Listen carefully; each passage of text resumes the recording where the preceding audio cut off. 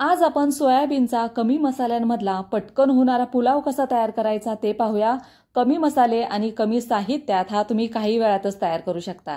चला तर मग अजिबात वेळ न घालवता रेसिपीला सुरुवात करूया।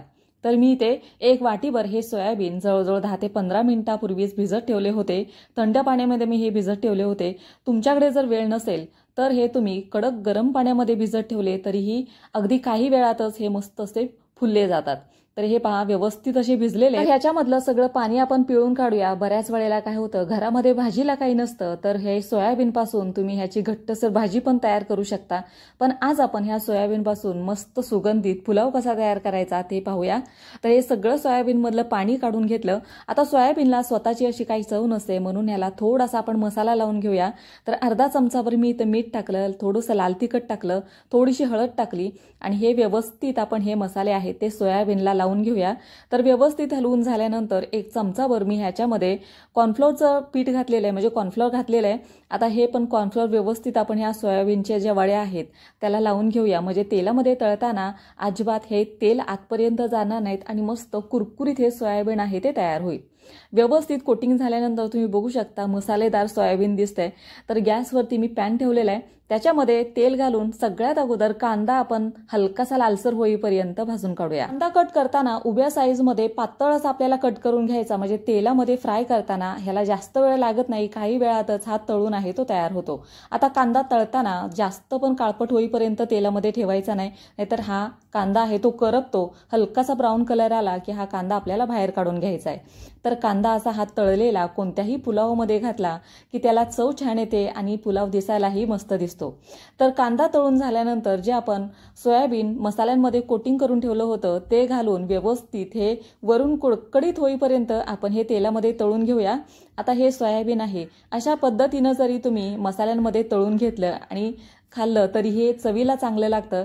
तर काही वेळातच आपलं हे सोयाबीन आहे ते तळून झालेलं आहे। सोयाबीनला स्वतःची अशी काही चव नसते, पण आपण ह्याच्यामध्ये मस्त मसाले टाकलेले आहेत आणि एक चमचाभर कॉर्नफ्लोअर टाकलेलं आहे, त्याच्यामुळे सोयाबीनचं वरचं आवरण अगदी छान असं कडकडीत झालेलं आहे। आता ह्या पद्धतीनं असं सोयाबीन तळून तुम्ही कोरडं जरी खाल्लं तरी हे चवीला अगदी छान लागतं। सोयाबीन पण आपलं व्यवस्थित तळून झालेलं आहे। आता ह्याच पॅनमध्ये आपण पुलाव तयार करायला घेऊया। तर तेलाचं प्रमाण तुम्ही तुमच्या आवडीप्रमाणे कमी जास्त करून घ्या।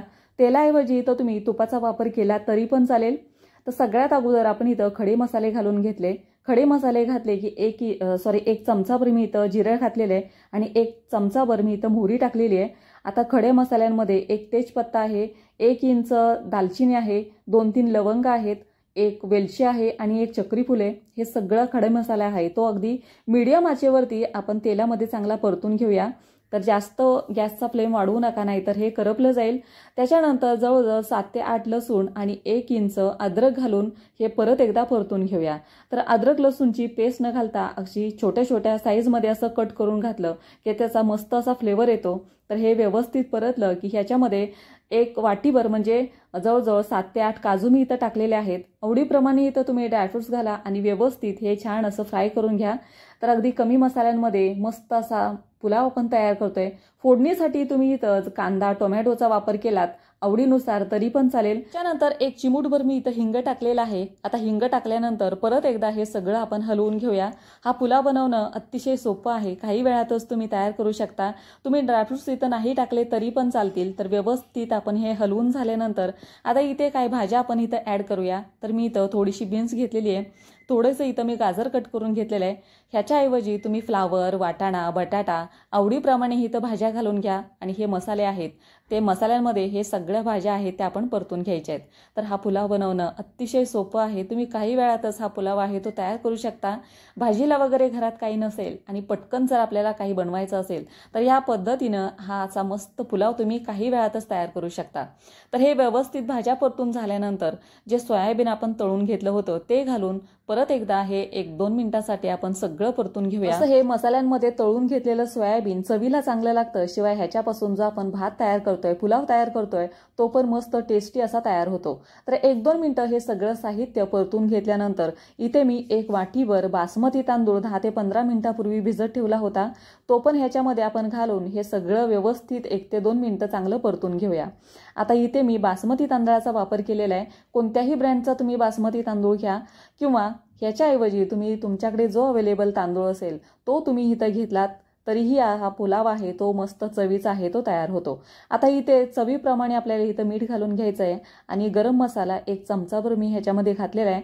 आता इथे मी हिरवी मिरचीचा वापर केलेला नाही। तुम्हाला जर हवं असेल तर हिरवी मिरची फोडणीमध्येच तुम्ही 2-3 हिरव्या मिरच्या कट करून घाला, म्हणजे थोडंसं तिखटपणा येईल। पण याच्यामध्येच गरम मसाला आपण इथं वापरलेला आहे, मस्त सुगंधित हा भात आहे तो तयार होतो। हिरव्या मिरचीचा पण अजिबात इथं वापर नाही केलात तरी हा भात आहे तो चवीला चांगला लागतो। तर 1-2 मिनिटं हा व्यवस्थित परतून घेतल्यानंतर आता आपण ह्याच्यामध्ये पाणी घालूया। तर 1 वाटीभर मी इथं तांदूळ घेतला होता, त्याचबरोबर 2 वाट्या आपल्याला इथं पाणी घालून घ्यायचं आहे। तांदूळ आपण भिजवून घेतला होता त्याच्यामुळे जास्तीचं पाणी लागत नाही। कुकरमध्ये जर हा तुम्ही भात शिजत घातला तर ह्याच्यापेक्षा कमी पाणी तुम्ही टाकलं आणि 2 शिट्ट्यांमध्ये हा तांदूळ आहे तो मस्त असा शिजून तयार होतो। आता अशाच पद्धतीनं हा पुलाव आहे तो तुम्ही कुकरमध्येही घालू शकता। कुकरच्या फक्त आपल्याला 1 ते 2 शिट्ट्या काढून घ्यायच्या आणि मस्त सुगंधित पुलाव काही वेळातच तुम्ही तयार करू शकता। पण हा पुलाव आपण पॅनमध्ये घातलेला आहे तर ह्याच्यावरती काही वेळासाठी आपण झाकण ठेवूया। 10 ते 15 मिनिटांनंतर तुम्ही बघू शकता मस्त राईस आपला अगदी मोकळा सुटसुटीत तयार झालेला आहे। मस्त दिसायलाही सुंदर दिसतोय, तेवढा चवीलाही अगदी छान झालेला आहे। या पद्धतीनं हा पुलाव तुम्ही नक्की करून पहा। अजिबात ह्याच्यामध्ये जास्तीचे मसाले जास्तीच्या भाज्या लागत नाहीत। काही वेळातच तुम्ही हा पुलाव आहे तो तयार करू शकता।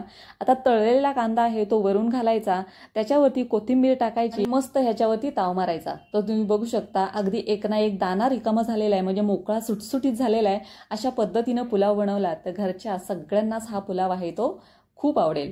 तर या पद्धतीनं हा पुलाव नक्की करून पहा। तुम्हाला जर रेसिपी आवडली तर कमेंट करून नक्की सांगा आणि अशा साध्या सिंपल रेसिपीज पाहण्यासाठी तुमच्या संगीताच कुकिंग चॅनलला नक्की सबस्क्राईब करा। रेसिपी आवडली असेल तर तुमच्या मित्र-मैत्रिणींबरोबर पण शेअर करा। चला तर मग पुन्हा भेटूया अशाच एका नवीन रेसिपी बरोबर। तोपर्यंत खात राहा, मस्त राहा।